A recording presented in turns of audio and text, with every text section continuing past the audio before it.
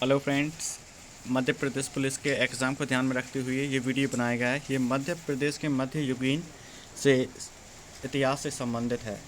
तो चलिए स्टार्ट करते हैं आज के इस वीडियो को। जैसे कि निम्नलिखित में से किसने ग्रैंड ट्रंक रोड बनवाई है? जो ग्रैंड ट्रंक रोड है इसका निर्माण किसने की है, यानी किसने इसका निर्माण करवाया है? तो इसके जैसे कि 4 ऑप्शन हैं। पहला है मोहम्मद बिन तुगलक, चौथा है अलाउद्दीन खिलजी, तीसरा है शेर शाह और चौथा रजिया सुल्तान। तो इसका जो सही आंसर है तो वह शेर शाह सूरी ने। जी हाँ, इस रोड को जो बनवाया है वो शेर शाह सूरी ने बनवाया है। तो ये कुछ इससे संबंधित पॉइंट हैं। जय सूरी वंश का जो संस्थापक था वो शेर शाह सूरी था। कलकत्ता से पेशावर की ओर मुड़ने वाली भव्य ट्रंक रोड का निर्माण शेर शाह सूरी ने करवाया था। शेर शाह सूरी द्वारा शुरू किए गए चांदी के सिक्के का रुपया कहा जाता था। शेर शाह का पूरा नाम फरीद खान था।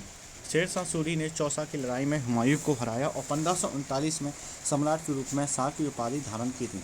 उसने कन्नौज की लड़ाई में फिर से हुमायूं को हराया और 1540 में कन्नौज पर कब्जा कर लिया।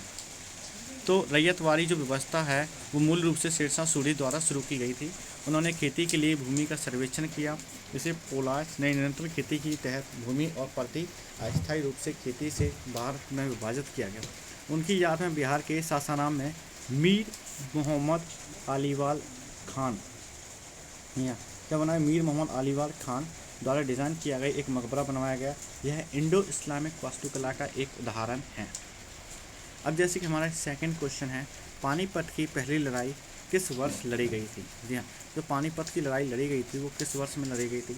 तो ये आपके ऑप्शन है 1764 में, 1757 में, 1526 में या 1857। तो पानीपत की जो हमारी पहली लड़ाई लड़ी गई थी वो 1526 के अंतराल के अंदर लड़ी गई थी।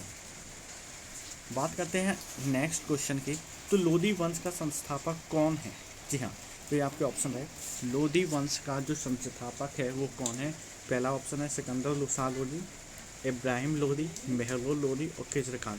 तो इसका जो सही आंसर है, लोधी वंश का जो संस्थापक है वो है बहलोल लोधी है इसका संस्थापक।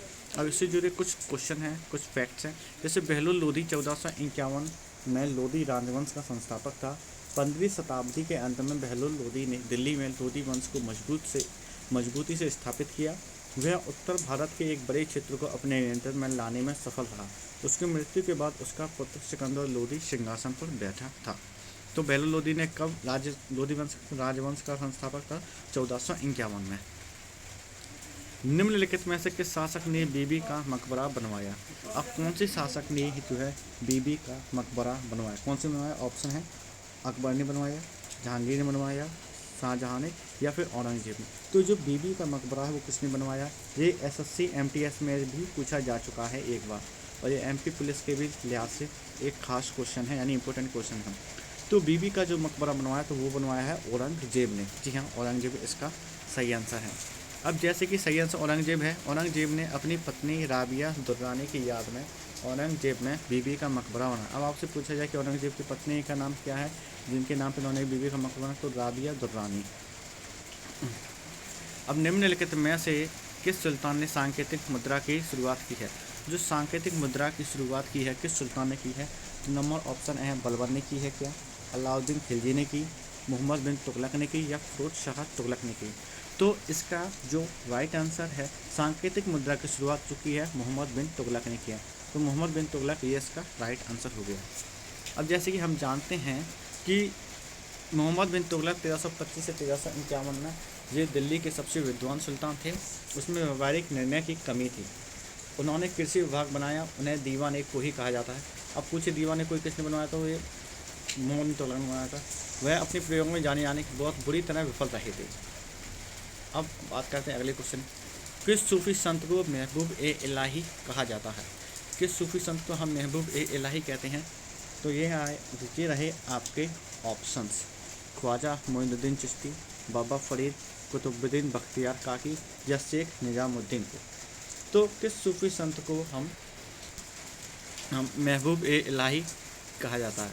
तो महबूब ए इलाही जो हम कहते हैं वो कहते हैं शेख निजामुद्दीन औलिया को। जी हाँ, शेख निजामुद्दीन औलिया को महबूब ए इलाही के नाम से जाना जाता है। अब किस सिख गुरु ने गुरुमुखी लिपि का विचार दिया था? जी हाँ, वो कौन से गुरु थे जिन्होंने गुरुमुखी लिपि का एक विचार दिया था? तो ये आपके ऑप्शन हैं गुरु अंगद देव, गुरु अमरदास, गुरु रामदास या गुरु नानक देव। तो गुरुमुखी लिपि का जो विचार दिया था वो किसने था? वो दिया था गुरु अंगद देव ने दिया था गुरुमुखी लिपि का विचार। जैसे गुरु अंगद देव सिख धर्म के 10 मानक गुरुओं में से दिव्य में से दूसरे थे। गुरु अंगद ने गुरुमुखी लिपि के वर्तमान स्वरूप का आविष्कार किया है। यह पंजाबी भाषा में लिखने का माध्यम बन गया है जिसमें गुरुओं के भजन व्यक्त किए जाते हैं। मदुरई में मीनाक्षी मंदिर का निर्माण मूल रूप से किसने करवाया है? जो मदुरई में मीनाक्षी मंदिर का जो निर्माण है वो किसने करवाया है? तो ये आपके ऑप्शन हैं पुलकेशिन प्रथम ने, करिकाला चोल ने या कुलशेखर पांड्यान ने या मनेहेंद्र वर्मन प्रथम ने। तो जो मीनाक्षी मंदिर का जो निर्माण है मूल रूप से करवाया है तो वो करवाया है कुलशेखर पांड्यान ने। जी हाँ, ऑप्शन नंबर 3 है। अब जैसे कि आप देख सकते हैं कुलशेखर पांड्यान है। मीनाक्षी अम्मन मंदिर मदुरई के मंदिर शहर मदुरई में वेगई नदी के दक्षिण तट पर स्थित है। मीनाक्षी सुंदरेश्वर मंदिर भगवान शिव की पत्नी मीनाक्षी को समर्पित है, यानी माता पार्वती को। मीनाक्षी अम्मन मंदिर का निर्माण राजा कुलशेखर पांड्यान ने करवाया था। मदुरई के लोगों के लिए मंदिर उनके सांस्कृतिक और धार्मिक जीवन का केंद्र है। तमिलनाडु के सभी प्रमुख त्यौहार यहाँ उल्लास के साथ मनाए जाते हैं, जिनमें से सबसे महत्वपूर्ण चित्राई उत्सव है जो अप्रैल और मई में आयोजित किया जाता है। मीनाक्षी मंदिर सुंदरेश्वर का आकाशीय विवाह है। मंदिर में तरासे गए स्तंभ उत्तम भित्ति चित्रों से सुशोभित हैं जो राजकुमारी मीनाक्षी के अलौकिक सुंदरता और भगवान शिव के साथ उनकी शादी के दृश्यों को दर्शाते हैं। तो ये मदुरई का मीनाक्षी मंदिर किसने बनाया? तो बना था कुलशेखर पांड्यान ने। तराइन के प्रथम युद्ध में पृथ्वीराज चौहान से किसे पराजित किया था? जो तराइन का प्रथम युद्ध हुआ था इन्होंने किसको पराजित किया था?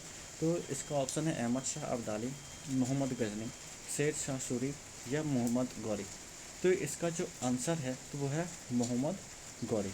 जो ये तराइन का जो प्रथम युद्ध हुआ था वो 1191 ईस्वी में हुआ था। तो ये कुछ देखते हैं फैक्ट इसकी। मोहम्मद गौरी को असली नाम क्या था? शहाबुद्दीन और मुइजुद्दीन मोहम्मद गौरी। उसने 1175 ईस्वी में मुल्तान के साथ एक मुस्लिम शासक के खिलाफ अपनी यात्रा शुरू की थी। उसने 2 महत्वपूर्ण लड़ाइयाँ लड़ी। 1191 तराइन का प्रथम युद्ध जिसमें पृथ्वीराज चौहान से पराजित हुआ। 1192 में तराइन का द्वितीय युद्ध जहाँ पृथ्वीराज चौहान पराजित हुआ, उसके द्वारा मारा गया। 1200 ईस्वी मोहम्मद गजना से लौटा और पंजाब में विद्रोही को कुचल दिया, लेकिन जब वह लौट रहा था तब उसे जेलों में मार दिया गया। तो ये उनसे संबंधित है। ब्रह्मदेव किस राजवंश से संबंधित थे? ब्रह्मदेव जो हैं वो किस राजवंश से संबंधित थे? किस राजवंश से संबंधित थे? तो ये आपके ऑप्शंस हैं कुनिंद से, चंद से, पवार से या कतियूरी से। तो जो ब्रह्मदेव हैं वो किस राजवंश से संबंधित है? तो इसका जो ऑप्शन है तो वो है 4th वाला है। तो ये कतियूरी राजवंश से संबंधित हैं। ब्रह्मदेव का संबंध कतियूरी राजवंश से था। कतियूरी राजवंश स्थापना वासुदेव कतियूरी ने की थी। राजवंश ने इस क्षेत्र पर शासन किया जिसे अब कुमायूं के नाम से जाने आता है, जो 800 से 1100 ईस्वी तक था। इनकी राजधानी करतारपुर थी। राजवंश का नाम कुमाऊं क्षेत्र में कतियूर घाटी से है। कतियूरी राजाओं को वर्तमान उत्तराखंड में कई मंदिरों के निर्माण के लिए जाना जाता है। तो फ्रेंड्स, ये तो कुछ खास क्वेश्चन जो मध्यकालीन इतिहास से सामान्य ज्ञान MP पुलिस के अंदर आपके पूछे जाते हैं। तो मध्य प्रदेश के ऐसे ही मध्य प्रदेश एग्ज़ाम के लिए आप तैयारी कर रहे हैं तो ऐसे ही क्वेश्चनों के लिए हमारे चैनल को सब्सक्राइब करें और वीडियो को लाइक करें। जय हिंद।